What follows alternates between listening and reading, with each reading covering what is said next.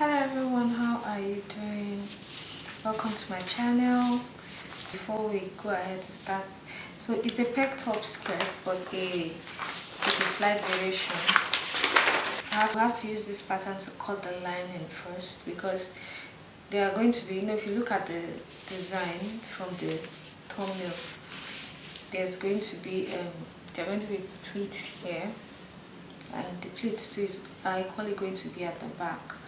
So, but I don't want the lining. If you really want it to really be full, then the lining as well to really be really full around your hip area. The lining too will carry the pleats, but because I don't want it to do this thing, be too full, and because of the nature of the overlap in the front area, lining will just be plain. So that is what we are going to do.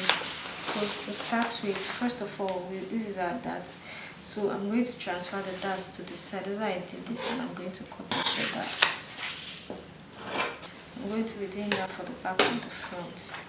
So the front area, this curve is for the distance, just the waist. I'm not going to put the pleats on the ending, so I'll just cut it out, and that's also.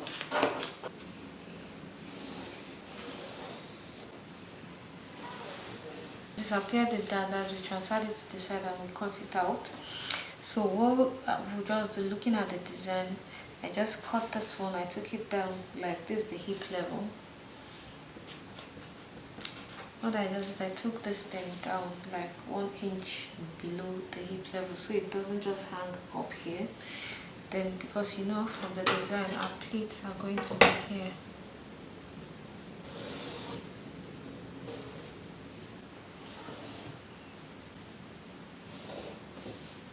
I also know from the design that these ones are not going to be as big as the other ones. So we are going to use this.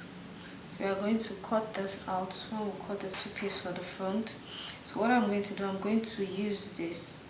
I'll use my tracing and trace this one out on this other paper.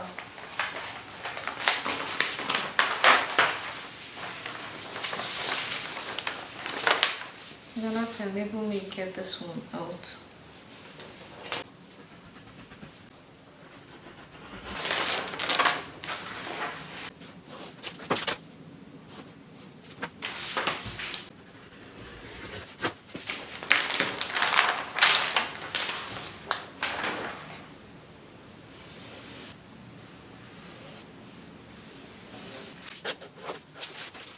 Fortunately, I've already drawn on this one. So what you do for this one, you check, because it's supposed to overlap, but this one is not supposed to. This place is going to be the one that will be inside here, and this one is the one that is going to be inside there. So meaning that this part is not supposed to get into the wrap, but it of course is not completely, it's not wrap, it's just overlapping. It's not supposed to get into the allowance. So you just take it like maybe 1 inch away from the allowance, because when you take it away from that allowance, you still need to, when you hem it, like with your line, when you turn it with your line in 1/2 inch, you still go away. So you just take it. So let's say you mark that. Like, I can even do it 2 inches if you don't do 1.5 inch, you don't have to stress yourself. I use either of them. So since you do that, you take it out. So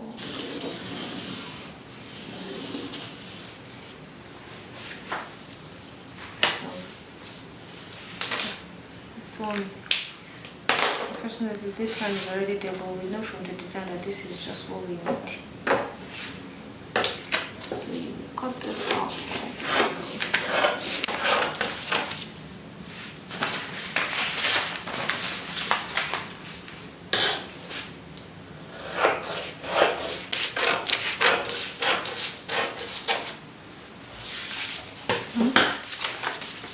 The last side.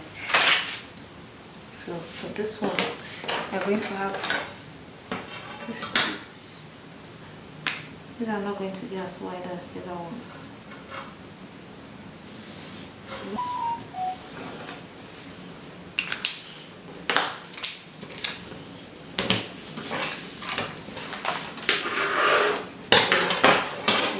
our yoke for the skirt. This is the waist part, so this is the yoke.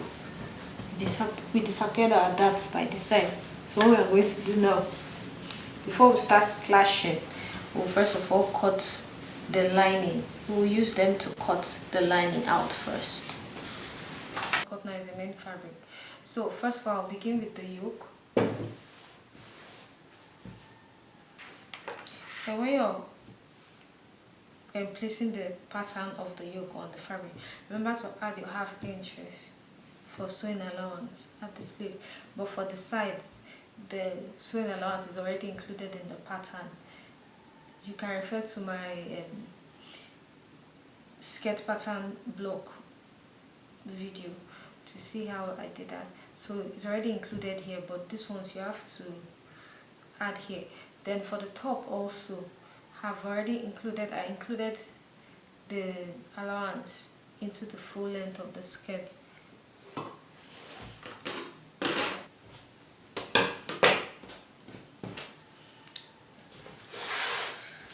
Next thing, so we start slashing and spreading. So this first one, so ordinarily maybe if I slash and spread, one would expect that maybe I'll put paper behind to accommodate the excess, you understand, but which is what I'm supposed to do, but I wouldn't. Instead I'll pin the paper onto the table. Don't cut through, do not cut through, just spread it 2 inches through.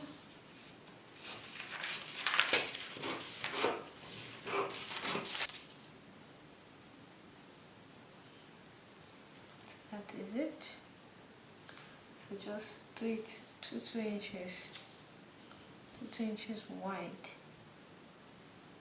Now normally I should have taken like a piece of paper and put behind to accommodate the 2 inches so that I can just put it straight on a paper, but I wouldn't do that. I would just pin it, and then I'll just pin it down on the table. I'll just mark the 2 inches waist.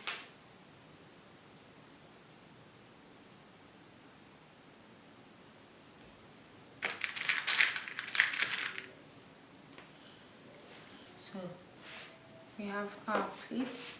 Remember that's the half inch, that's why it's up like this. So put your half inch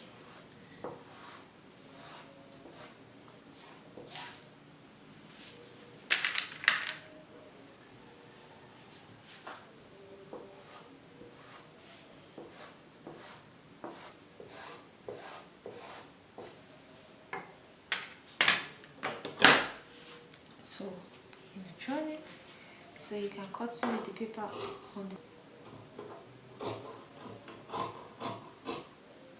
So if you check from here to here, it will give. So even when you want to sew it, if you check from here to here, you know this is where you're supposed to put your pleats. You hold it like this from here. You fold from here to here. You do 2 inches. You fold it once, like that.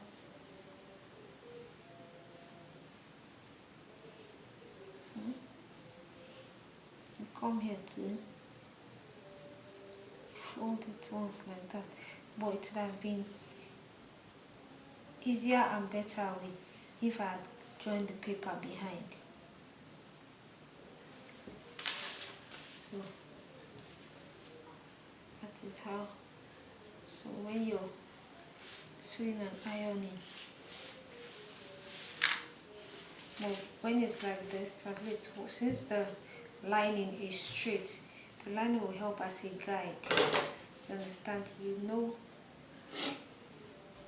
here you put it. So the lining will help to keep it in place for you.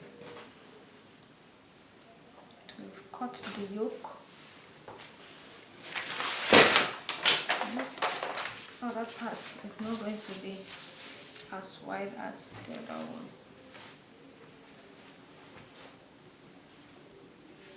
And so these ones are not going to be as wide. So this one is just 1 inch. So I'll just notch the middle of these places because if you notice these pleats are smaller, so just 1 inch so that I know where I'm supposed to put fold them for half inch. That's why I'm notching this ends. So I'll cut the back. That's everything you need for your back. So you have to slash and spread, remember.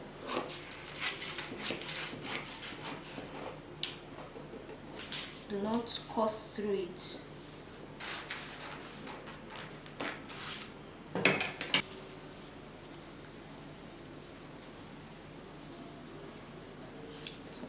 remember this one's, I already have my sewing allowance here inside of this one.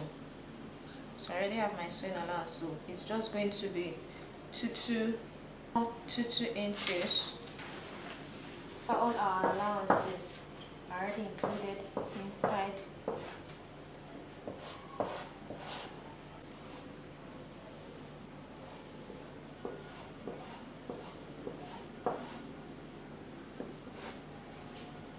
This one you need to add it because when you're folding the pleats, you're going to have a little excess or shortfall. So you need this ½ inch to balance it up. I'll just cut it out. So this is the back piece, one of the front piece, the other front piece, the yoke for the front. Remember, it's only the back. I want to show you like what I did here. Because of the nature of the fabric, this is Duchess satin and I want the pleats to really stand. I had to put hairstay behind, but if you don't want to put on your own, that's fine, but I usually like to put hairstay so that it will be firm. So we are going to pleat it, so you know it's facing the, I don't even know if it's the left hand side, as where the pleats are coming facing forward, that kind of thing. So you just take your time and fold your pleats. Remember, it's 2 inches. You understand? After doing it, then you go and iron it straight. I finished pleating it. So what I would do now is have finished pleating it. So what I will do now, I'll just go and use my iron to iron it out, iron it straight. Then I will turn it with the lining. The lining for this part is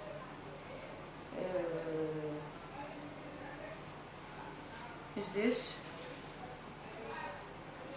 So this is what it should look like after turning it with the lining. I'll turn it with the lining, then I'll iron it, weave it round, then I will bring it back to you people. If you notice, I've done this and have also folded this part. The way I folded this one is the same way I folded this one. So I was just, so have turned both sides with the lining. You understand? I've turned both sides with the lining. So all I need to do now is weave everywhere round, weave this side round, weave this one round. So how you'll be able to join the 3 of them is that I'll first of all join this 2. Remember when we cut it, this one was not going to get to the end. You just give that space, then sew 2 of them together. When you sew 2 of them together, before you put, you now add this one to it. But remember that when you add it together, you need to notch this place. So this place where the distance, so it can relax very well. So that's why you need to ensure that this whole place is weaved, neatly weaved.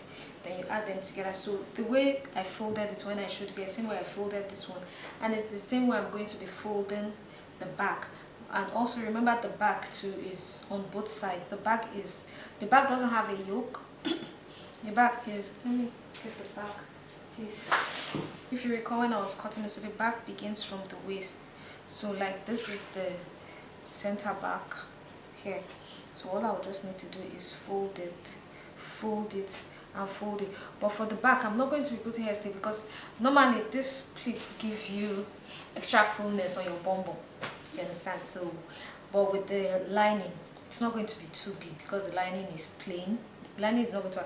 But if you really wanted it to be, because I didn't do. If you really wanted it to be really full on both sides, both the front and the back, what you need to do, you need to also include this pleats into the lining. That is when you do that, you have more fullness. But because I didn't want it to be too full, I don't really want the skirt to be too full, because I'm trying to make it like a pencil skirt. So the hip area, it can be full. At least that's the whole idea behind a peg top skirt. The hip area is usually full, then the down place is now pencil. So I wouldn't put the hairstay behind the back part, just the front part, because that is what has enabled the front to really stay as hard as it's staying. But the back can, since it's the back, so it's to give my bum bum this extra fullness. So that is what I will go weave round like this. The same thing on this side, I will weave round. Then I will sew two of them together.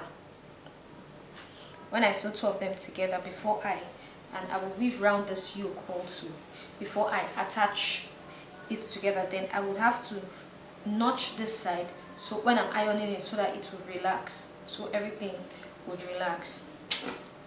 Then I would also do the back. When I'm done with the back, after putting the pleats, I would attach the lining the way I attach this particular lining, then weave it round. After weaving it round, I will now put I'll be using invincible zip. I prefer to use invincible, so I'll include the invincible zip to it, sew it together. Then I think that will be all. But I think what will really take time is just creating the pleats. So I will go and do that, and then I would be back with the skirt. So I've finished joining the back and the front. This is the front and this is the back. This is what the back looks like. Then I've put my my zip. So please don't weave like me. This is very, very unprofessional.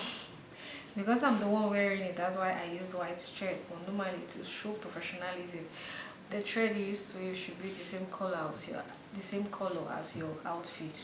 Please don't do this. Do not do this. So like I showed you, this is what it looks like. So you see the space there. So just this one gets to be stitched together as the sewing allowance. Then this is what the inside looks like also. So see that place I said you need to notch. So this is where I notched it. So all that is left is for me to join the sides, then with the whole outfit for people to see it and remember our surprise pop. So let me join this and get back to you guys. The skirt and the bustier from last week. What I'll do now, I'll run you guys through the process of getting the bustier to this style. Okay, so I'll just tell you how I will go about this. Like if you recall from the last tutorial, I said I was going to, since we finished with the skirt, I said I was going to, so the skirt is actually meant for this bustier. So I said I was going to leave the final touch for this bustier, for this tutorial. So what I will do is that, well, first of all, there's something people will see, so I don't want you guys to crucify me, so let me give you the story behind this bustier. So I made a dress for an auntie of mine. The fabric was still remaining. It's like crepe taffeta. So I really liked it, though it was small, so I had to think of what to do with it. So I had this wedding to attend, and as far as I was concerned, I didn't have anything to make.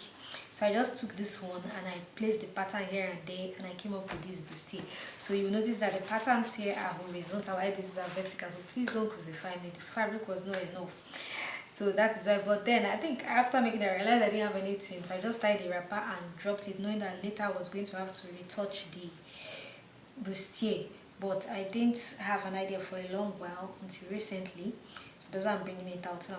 So what I will be doing, like if you notice, I've prepared all my designs. What I want to add, this is the 2.5 inch crinoline is here. Then these other ones are this one. Now the thing is, I wanted to use 1-inch crinoline, but I noticed that even after doubling it wasn't really giving me, you know, like the stand the way I wanted it. So what I did, I just cut 1/2 inch boning and slipped it through easily because the crinoline was inside. So that is the boning that gave it this standing, this thing, this stiff flow basically. So this is what I've prepared everything. In the previous video also I showed you guys how to do this, but the one I showed you people was just this. So basically it's the same thing, apart from the fact that I slipped boning into this one. So I'm going to use this now. So what I would do, like let's take for example, when you finish sewing your bustier, it's always advisable to leave a space by the side or on any of the darts or on the zip for where you can turn your bustier top. So like this one, what I did, I left it at the zip area. So what I did, these other parts I'll sew it normally, then I'll leave a little place where I'll do the final turning, then I'll just stop stitch. So that is what, like, I don't know if you can see it from here. Here is top stitching. I've already started losing it. Meanwhile, this place are properly sewn, then this place is the top stitching, whereby I'll be able to have access. So what I'm going to do, because in the other video I left out lots of details, you know, I don't know, I'm always kind of time conscious. So I want to show you people what I will do here. I'll just loosen a part of the zip, then some of this top here, so that I will pass this through like this to the back. That's what I'm going to do, but then you're going to see the finished result. So I'll pass it through here to the back. Then what I intend to do with this one is that this one too, I'll also pass it through this place. So it's going to, and it will go into, and I'll terminate it here inside this dart. So that's what I'm going to do. I'm going to put this ones over the shoulder here. Then this other one, I will put it here. So it falls like this and like this. So it falls like this and like this. You see, I've already added some drama. So that is what I am going to do with this bustier blouse. So what I will do, I will go and loosen it, because I need to loosen this part and the zip area. I'll loosen it and slip it, and then you see the final result when I put on the whole, when I put on the complete outfit. That's this bustier and the skirt. So this is our bustier. I'll do here, because of the weight of this thing, it's kind of squeezing this place a bit. So what I will do, just to give it a little decoration and a little, you know, that kind of thing, just one last touch, I'll tag this to it. Then I'll also tag another applique to the skirt, because I told you guys I wanted to do a complete outfit. So I am going to tag the applique to the skirt and tag this one here. Then I will wear the complete outfit for you guys. It comes with that drama, that sash, you understand, with the way this one is hanging, this one is hanging, this one is hanging. It has really transformed this plain bustier to something else, and I really do love this design. I really do love it. I remember when I told you guys that I will leave it and surprise you guys, I really wasn't sure what I was going to do. It's just until I got the I thought of the skirts, then I now decided that, okay, let's get a little bit crazy. So this is this is it. I will tack the appliques to this one and the skirt, wear it, and okay guys, so what do you think of the final outfit? Do you think it's too casual? Do you think the skirt does not suit the top? Just let me know, and don't forget to subscribe. Thank you.